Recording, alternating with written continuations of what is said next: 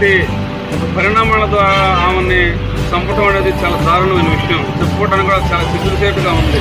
దయచేసి హత్య చేసినటువంటి వారందరూ కఠిన శిక్ష విధించవలసిందిగా మేము అందరం కోరుతున్నాం.